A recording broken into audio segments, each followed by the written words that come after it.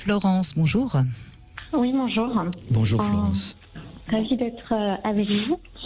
Je vous appelle alors pour partager mon expérience et puis aussi ma vision des choses. Allez-y. Alors, je pense un peu naturellement en fait que la sexualité entre hommes et femmes, elle n'est pas évidente, elle n'est pas aisée, parce que je pense en effet qu'on est chacun différent de par notre genre. Et puis pour moi, il y a aussi ce que vous avez dit tout à l'heure, l'éducation qui rentre en compte et encore beaucoup d'autres facteurs. Ben oui. Ouais, c'est compliqué. Alors pour ce qui me concerne, pour partager mon expérience, donc moi je suis en couple depuis longtemps avec mon mari. Au début de notre... Depuis combien de temps? Depuis plus de 20 ans. D'accord, pardon. Sachant qu'aussi c'était mon premier homme, ma première relation sexuelle. D'accord. Donc avant qu'on ait ce premier rapport, et puis on va dire pendant la première année sexuelle qu'on a eue ensemble, ou même 2 ans, j'ai eu beaucoup de désirs et on avait des relations sexuelles qui étaient, moi j'allais dire assez harmonieuses en fait, beaucoup dans le désir, chacun s'occupant de l'autre et lui faisant découvrir la sexualité en fait finalement, parce qu'on était tous les deux novices. Et puis au fur et à mesure du temps, on s'est dirigé dans des relations échangistes et plus particulièrement de pluralité masculine. J'avais appelé il n'y a pas très longtemps, donc je ne sais pas si vous vous en rappelez, mais et on est arrivé à un point, en fait, cette demande venait de mon mari. J'ai toujours accepté, plus ou moins difficilement. C'était pas mon souhait au départ et j'avais une certaine amertume en fait. Oui, je me souviens.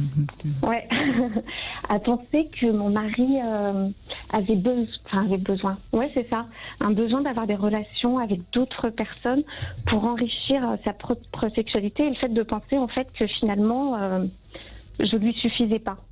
Bien sûr. Au bout d'un moment, en fait, sur les derniers dernières années, j'ai donc mis un stop et je lui ai exprimé clairement en fait que je me forçais maintenant, que j'ai pu avoir du plaisir dans les relations que j'ai eues sans jamais avoir de désir pour autant. Et du coup, je me suis enfin respectée un petit peu en disant que j'en voulais plus. Et c'est pas évident. Du coup, derrière des années en fait de relations basées sur, parce qu'on sortait beaucoup sur cette pluralité, l'échangisme, etc., de passer à une nouvelle sexualité. Et aujourd'hui, en fait, cela étant dit, il a accepté, il a compris votre refus. Alors, c'est difficile parce que d'un côté, oui, il l'accepte, il veut pas que je me force, il veut pas qu'on sorte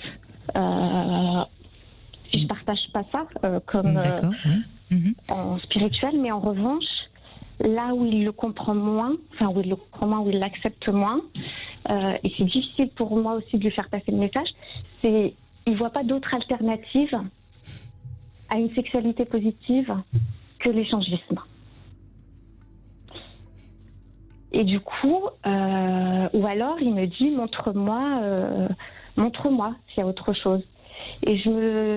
Et aujourd'hui, je suis dans une situation où déjà j'ai plus envie en fait, et je suis plutôt dans l'attente. Moi, en fait, on est tous les deux dans l'attente, je crois, l'un de l'autre. Et aujourd'hui, j'ai beaucoup de mal, même quand on a des relations sexuelles, parce qu'on en a quand même encore un peu, mais beaucoup moins qu'avant. Mais j'ai du mal, par exemple, lorsqu'il va rentrer. Il peut arriver qu'il me mette directement la main au sein et j'ai beau lui dire non, et j'ai besoin d'autre chose en fait, il le comprend pas en fait, et pour lui c'est vraiment difficile quand je le rejette comme ça, et pour moi c'est vraiment difficile. Oui, c'est les fameux 5 temps de l'amour dont vous parlez, Philippe Renaud. Je crois que, alors Florence, je vais vous poser exprès une question un peu brutale, mais répondez franchement. Vous accepteriez qu'il aille, lui, tout seul en club libertin ? Vous m'avez posé la question et Franchement, je pense que oui, de plus en plus, et je vais même parler, parce que moi je serais plutôt à penser qu'on peut aimer plusieurs personnes, et je lui avais parlé du polyamour. Oui, je me souviens. Mais... lui, il n'est pas du... Enfin, il veut y aller avec, après, avec vous. Pas. Il veut y aller avec vous, hein, c'est ça. Oui. C'est ça, hein, oui. Oui. Oui. Parce qu'en fait, son excitation, elle vient de vous. Ah ouais. Dans les rapports échangés, ce qu'on avait, ça se passait toujours. J'entends bien. Bon, peut-être aussi qu'il est pris entre des sentiments contradictoires. C'est-à-dire qu'il a certainement un profond... enfin, c'est ce que j'entends, attendez, c'est pas une vérité, hein, c'est ce que ça m'évoque. Il a peut-être un profond sentiment de fidélité. Oui. Et puis, vous aviez accepté, puisque c'est lui qui a dû le proposer, l'échangisme, donc d'avoir des relations extérieures. Qu'est-ce que c'est pour certaines personnes? C'est des relations extérieures non coupables. Oui, et lorsque vous dites là je supporte plus, oui, mais alors il faut que il vous met en difficulté, puisque il dit d'une certaine façon, c'est un peu dur pour vous, tu ne peux pas me satisfaire. Oui. Alors la grande difficulté, c'est que c'est lui-même sa difficulté à ne pas accepter, parce qu'il pourrait très bien dire bah écoute, ça me suffit pas, ou on arrête le couple. Il vous met en difficulté, il déplace la difficulté sur vous. Ce qui est compliqué dans l'échangisme, là je le dis pour d'autres auditeurs, il y avait au début des pratiques libertines, Willy Pasini, qui est un grand sexologue, parlait de toujours faire un échangisme soft. Et il disait, par exemple, que l'on n'arrive pas à être avec une haute fréquence, qu'on ne rencontre jamais les mêmes personnes, que ça soit quelques fois par an, parce que sinon, vous avez des habitudes qui sont prises dans le couple. Alors maintenant, d'une certaine façon, il vous dit, regarde, on avait une sexualité équilibrée, et je me sens frustré. Oui, sauf que la responsabilité, il ne faut pas que ce soit vous qui l'acceptiez ou qui la supportiez. C'est pas très facile, là, ce que vous vivez. Non, mais j'en suis de plus en plus consciente et je le vis mieux qu'avant, dans le sens où, c'est ce que je disais, c'est que je commence à me respecter, je commence à travailler sur moi et à me dire non, lâche pas, parce que je sais en fait qu'il ne faut pas que je retombe dans lui faire plaisir et oublier moi. Non, et puis, mais en tout cas, ce qui est bien, c'est que je ne vous sens pas coupable. Et ça, c'est plutôt bon signe, parce que ça va vous aider à tenir. Je crois qu'il faut tout simplement, Florence, qu'il entende que dans un couple, enfin déjà qu'une personne dans sa vie peut évoluer, et que dans un couple, s'il y en a un des deux qui évolue, ça oblige l'autre à évoluer. Et que de toute façon, il a pas le choix, il va falloir qu'il évolue. Alors peut-être que oui, il faut déjà partir sur la base de est-ce que vous avez envie réellement de rester ensemble? Ce sont des questions que je me pose, parce que ça fait de... Non, mais indépendamment de votre sexualité. La sexualité, ça peut se travailler, ça peut s'organiser autrement. Quand on a réellement envie de rester ensemble, à ce moment-là, on peut travailler la sexualité. Mais c'est la question du symptôme. Est-ce que les problèmes sexuels sont le symptôme d'un couple qui ne fonctionne plus, ou est-ce que le couple fonctionne toujours très très bien, mais qu'il faut trouver une autre sexualité? C'est très important ce que je suis en train de vous dire, et c'est important pour tous ceux qui écoutent, parce que parfois on a l'impression qu'on va se quitter parce que la sexualité ne fonctionne plus, mais en fait le couple ne fonctionne plus et donc la sexualité ne fonctionne plus. Il est possible que vous ayez moins d'amour pour votre mari et que du coup vous n'avez plus envie de lui servir d'objet sexuel. Ouais, je pense que j'ai toujours de l'attachement, mais je ressens bien que je suis beaucoup moins engagée et beaucoup moins prête à faire donc vous avez toujours de l'attachement, mais vous n'avez plus suffisamment d'amour pour céder à ses désirs. Ouais. Hein, c'est bien ça. Et oui, et après à répondre si je veux rester...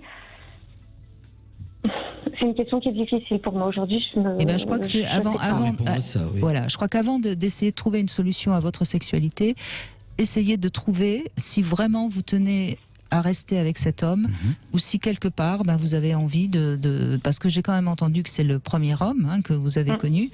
Peut-être que vous avez, et vous m'avez parlé éventuellement de polyamour, peut-être que vous avez envie aujourd'hui d'essayer autre chose, de trouver peut-être un homme qui serait plus basé sur une sexualité autre. Enfin, vous voyez, je crois que c'est vraiment la question d'abord qu'il faut vous poser. La sexualité on verra après. Oui, tout à fait d'accord. Il y a, même c'est une question, moi, des questions que je pose à tous les gens que je suis amené à voir, qui font une demande de difficulté. Est-ce que vous êtes amoureuse de lui aujourd'hui ? Est-ce qu'il est amoureux de vous ? Est-ce que votre couple existe ? Est-ce que vous croyez dans votre couple ? Est-ce qu'il n'y a pas de doute que vous voulez le poursuivre ? Il faut que vous répondiez à ces quelques questions. À ce moment-là, si vous dites oui, j'ai envie de poursuivre ce couple, à ce moment-là, vous allez peut-être inventer à deux une autre sexualité qui ne sera pas forcément dans l'échangisme. Hein. Ça peut être, vous pouvez inventer... moi, j'ai des couples qui inventent, qui vont par exemple vivre différemment, aller dans des love hotels, faire des trucs, des choses qui changent complètement et qui n'avaient... Il y a des tas de choses à faire. Mais d'abord, la seule solution n'est pas forcément celle qu'ils prônent, c'est-à-dire avoir d'autres partenaires licitement, c'est ça le problème, sans culpabilité. Donc Florence, c'est une introspection personnelle qu'il faut faire. Peut-être que vous pouvez vous faire aider par un thérapeute quelques séances.